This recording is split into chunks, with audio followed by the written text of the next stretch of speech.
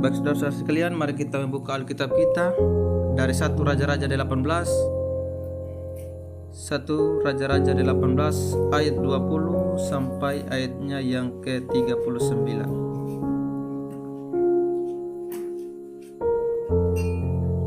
1 Raja-Raja 18 ayat 20 sampai 39. Di bawah perikop Elia di Gunung Karmel. Ahab mengirim orang ke seluruh Israel dan mengumpulkan nabi-nabi itu ke Gunung Karmel. Lalu Elia mendekati seluruh rakyat itu dan berkata, "Berapa lama lagi kamu berlaku timpang dan bercabang hati? Kalau Tuhan itu Allah, ikutilah dia, dan kalau Baal, ikutilah dia." Tetapi rakyat itu tidak menjawabnya sepatah kata pun. Lalu Elia berkata kepada rakyat itu, "Hanya aku seorang diri yang tinggal sebagai nabi Tuhan. Padahal nabi-nabi Baal itu ada 450 orang banyaknya." Namun baiklah diberikan kepada kami 2 bulan mendatang, biarlah mereka menulis di bulan memotong-motongnya, menaruhnya di atas kayu api, tetapi mereka tidak boleh menaruh api. Aku pun akan mengolah lembu yang tidak lagi, meletakkannya di atas kayu api, dan juga tidak akan menaruh api. Kemudian biarlah kamu memanggil nama Allahmu, dan aku pun akan memanggil nama Tuhan. Maka Allah yang menjawab dengan api, dialah Allah. Seluruh rakyat menyahut, katanya, baiklah demikian. Kemudian Elia berkata kepada nabi-nabi, "Inilah sesuai bulan bahwa itu karena kamu beribadah sesuai dengan panggilan Allahmu, tetapi kamu tidak boleh menaruh api." Mereka mengambil lembu yang diberikan kepada mereka, mengolahnya dan memanggil nama Baal dari pagi sampai tengah hari, katanya, "Ya Baal, jawablah kami." Tetapi tidak ada suara, tidak ada yang menjawab. Sementara itu mereka bergiliran di sekeliling mezbah yang dibuat mereka itu. Pada waktu tengah hari, Elia mulai mengejek mereka, katanya, "Panggillah lebih keras, bukankah dia Allah? Mungkin ia merenung, mungkin ada urusannya, mungkin ia bepergian, barangkali ia tidur dan belum terjaga." Maka mereka memanggil lebih keras serta menoreh-noreh dirinya dengan pedang dan tombak seperti kebiasaan mereka, sehingga darah bercucuran dari tubuh mereka. Sesudah lewat tengah hari, mereka kerasukan sampai waktu mempersembahkan korban petang, tetapi tidak ada suara, tidak ada yang menjawab, tidak ada tanda perhatian. Kata Elia kepada seluruh rakyat itu, "Datanglah dekat kepadaku." Maka dekatlah seluruh rakyat itu kepadanya, lalu ia memperbaiki mezbah Tuhan yang telah diruntuhkan itu. Kemudian Elia mengambil 12 batu, menurut jumlah suku keturunan Yakub. Kepada Yakub ini telah datang firman Tuhan, "Engkau akan bernama Israel." Ia mendirikan batu-batu itu menjadi mezbah demi nama Tuhan, dan membuat suatu parit sekeliling mezbah itu yang dapat memuat 2 sendok ini. Ia menyusun kayu api, memotong lembu itu, dan menaruh potongan-potongannya di atas kayu api itu. Sesudah itu dia berkata, "Ambillah 4 genting dengan air, dan tuangkan di atas potongan-potongan dan di atas kayu api itu." Kemudian katanya, "Buatlah begitu untuk kedua kalinya." Dan mereka berbuat begitu untuk kedua kalinya. Kemudian katanya, "Buatlah begitu untuk ketiga kalinya." Dan mereka berbuat begitu untuk ketiga kalinya, sehingga air mengalir sekeliling mezbah itu, bahkan parit itu pun penuh dengan air. Kemudian pada waktu mempersembahkan korban petang, tampillah Nabi Elia dan berkata, "Ya Tuhan, Allah Abraham, Ishak dan Israel, pada hari ini biarlah diketahui orang bahwa Engkaulah Allah di tengah-tengah Israel, dan bahwa aku ini hamba-Mu, dan bahwa atas firman-Mu lah aku melakukan segala perkara ini." Jawablah aku, ya Tuhan, jawablah aku, supaya bangsa ini mengetahui bahwa Engkaulah Allah, ya Tuhan, dan Engkaulah yang membuat hati mereka tobat kembali. Lalu turunlah di Tuhan, menyebar habis korban bakaran, kayu api, batu dan tanah itu, bahkan air yang dalam parit itu habis dihilangkan. Ketika seluruh rakyat melihat kejadian itu, sujud mereka serta berkata, "Tuhan dialah Allah." Tuhan dialah Allah. Ya, demikian demikian jauh pembacaan kita saat ini dari 1 Raja-Raja 18 ayat 20 sampai 39. Dalam Atunaya, Salam. Ya, tema bagi kita untuk kita renungkan dari renungan malam ini adalah Allah sejati. Nah, saudara-saudara sekalian, di dalam kisah yang kita baca dari 1 Raja-Raja 18 ini, itu dikisahkan tentang seorang nabi Tuhan, yaitu Nabi Elia. Nabi Elia yang melawan 450 nabi daripada Baal. Jadi ada dua kelompok nabi yang di situ mau menunjukkan bahwa siapakah nabi yang dari Tuhan.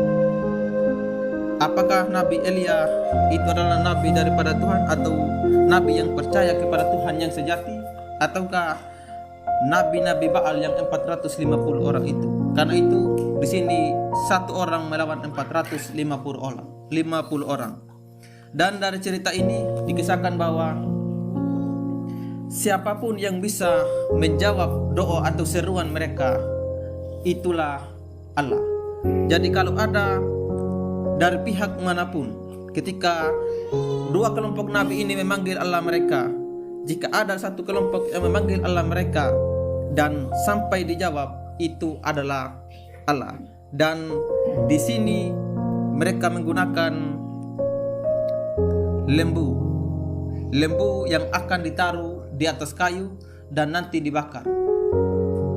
Jadi dua kelompok nabi ini, jika ada salah satu dari dua kelompok nabi ini yang kalau dia minta api dari langit dan turun membakar korban persembahan itu, itulah Allah. Berarti kalau Nabi Baal itu memanggil api dari langit dan turun membakar korban itu, berarti Baal itu adalah Allah. Tapi kalau Elia yang meminta dan api turun dari langit, maka Allah yang Elia sembahlah Allah yang sejati. Nah, saudara-saudara sekalian, di sini terlihat ketika para nabi Baal ini meminta api dari langit, meminta kepada Baal, ya Baal jawablah kami, ya Baal jawablah kami. Artinya Baal tolonglah kami, turunlah api dari langit dari pagi sampai petang. Apakah ada jawaban? Tidak ada. Api tidak pernah turun dari langit seperti apa yang diminta oleh para nabi Baal yang 450 orang itu. Itu menunjukkan di sini adalah Baal bukanlah Allah. Baal bukanlah Allah yang sejati, karena memang Baal itu adalah dewa orang-orang kafir. Dia bukanlah Allah yang sejati. Tapi perhatikan dalam cerita kita bagaimana Elia. Elia bukan hanya menyuruh menyimpan korban atau membawa korban itu ke atas kayu api, tapi disuruh lagi untuk membasahi kayu-kayu itu sampai di situ tergenang oleh air.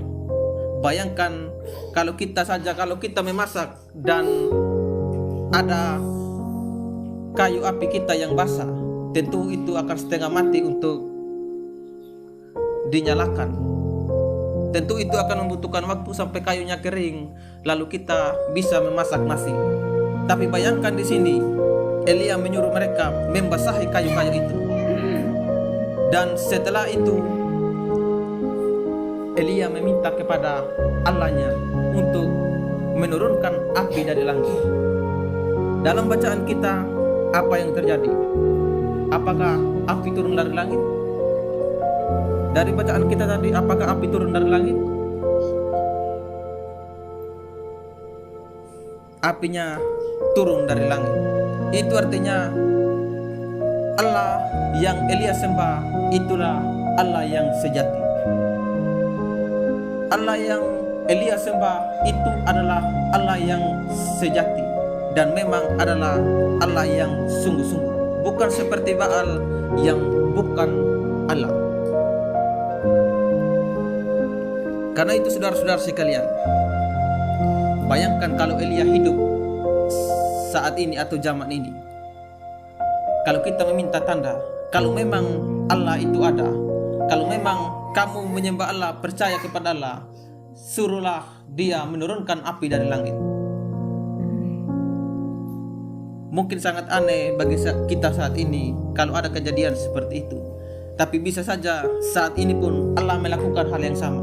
Karena Allah yang Elia sembah Allah yang maha kuasa. Dia pasti bisa melakukan api turun dari langit saat ini.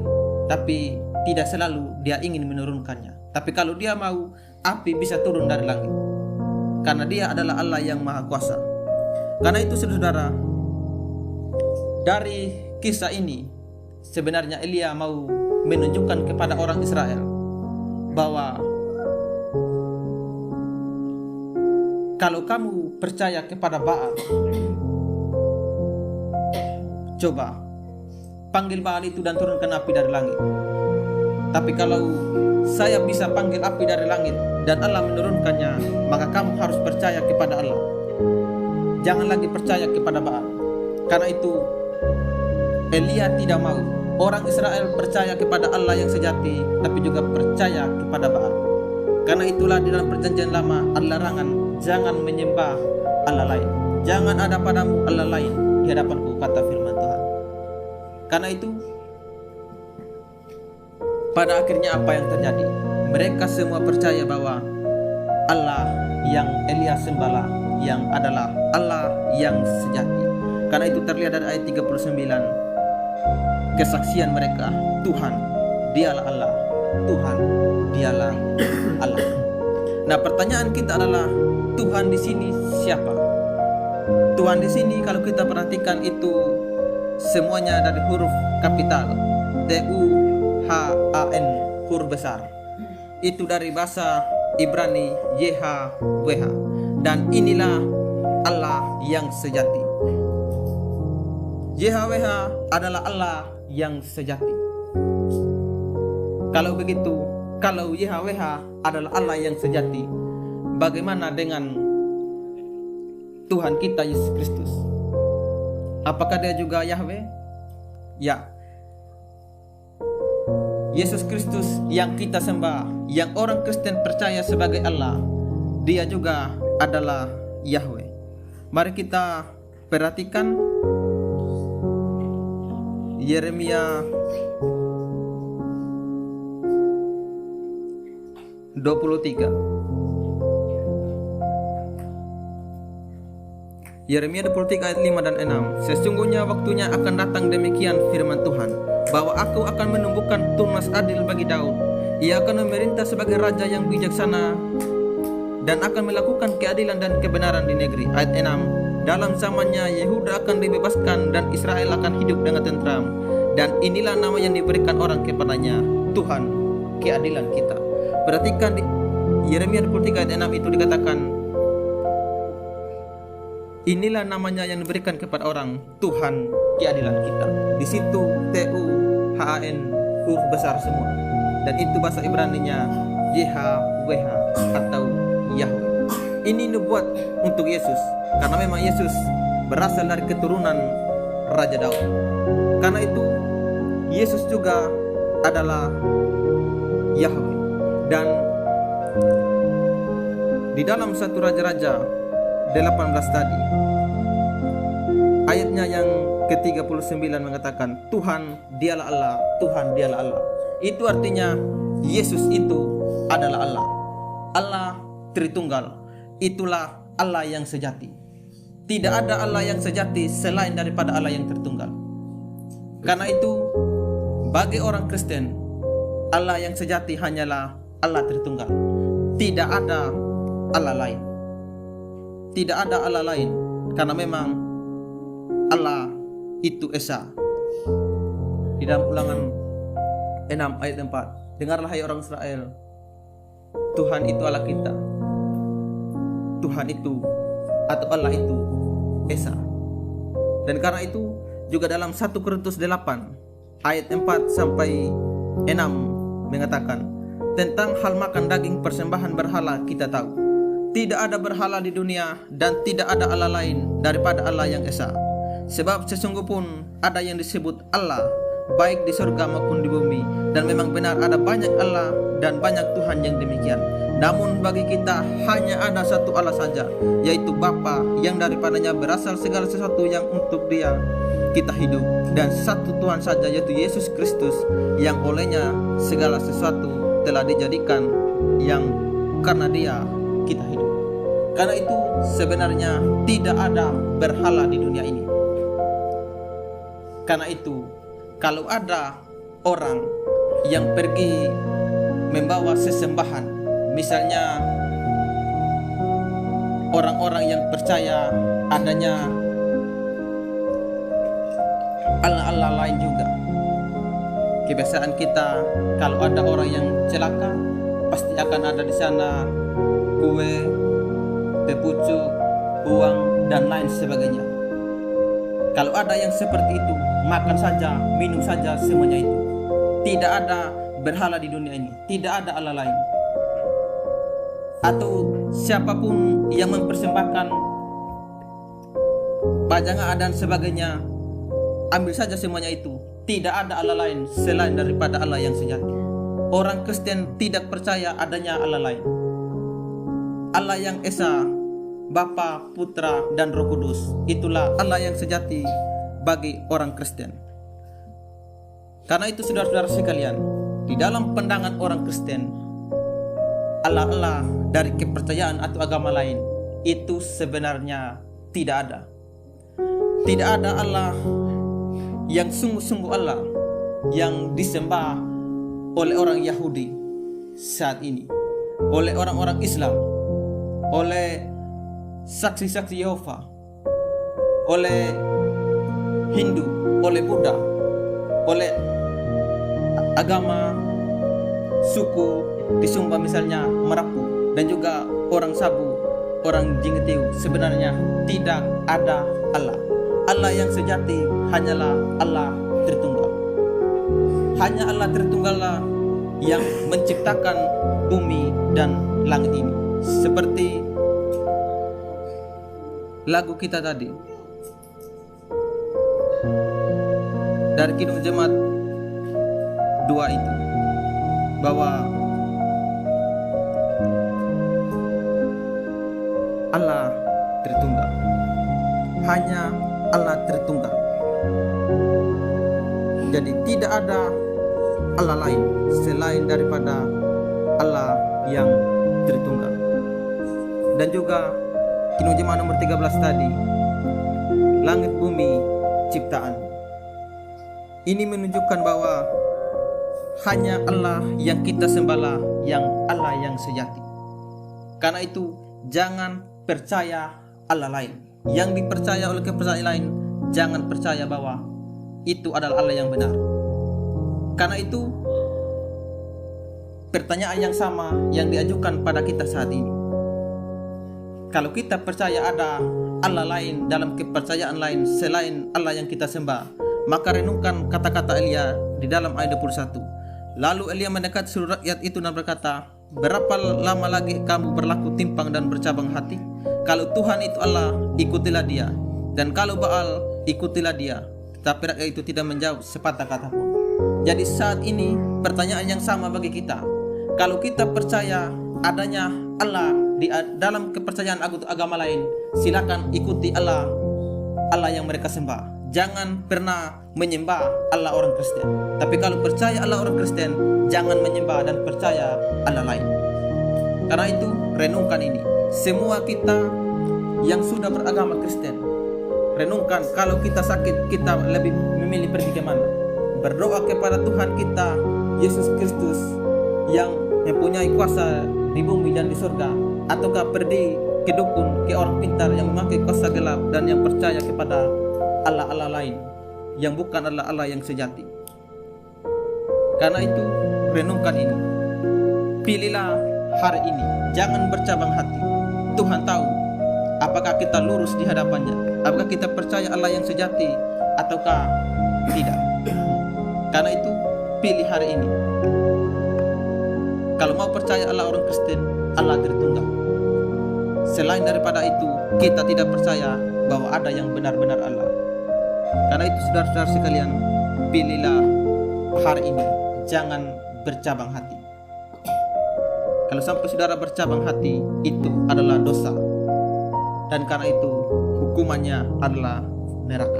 Karena itu hati-hati dengan pilihan saudara saat ini. Karena itu saudara, kalau kita percaya Yesus itu adalah Allah, dan kita percaya Dia adalah Allah yang datang menjadi manusia dan lalu mati di atas kayu salib dan menebus dosa kita, maka percayalah kepada Dia sebagai Tuhan dan Juru Selamat kita secara pribadi. Dan karena itu jangan ada Allah lain bagi kita. Jangan ada padamu Allah lain di hadapanku, kata firman Tuhan. Itu adalah perintah dan larangan dari hukum yang pertama. Karena itu jangan jadikan apapun dan siapapun Allah lain di dalam hidup kita selain Allah yang sejati, Allah yang esa, Tritunggal yang kita sembah. Karena itu saudara-saudara sekalian, Allah yang mana yang kita percaya saat ini? Allah Tritunggal ataukah Allah lain? Renungkan itu saudara-saudara, dan biarlah firman Tuhan boleh memberkati kita saat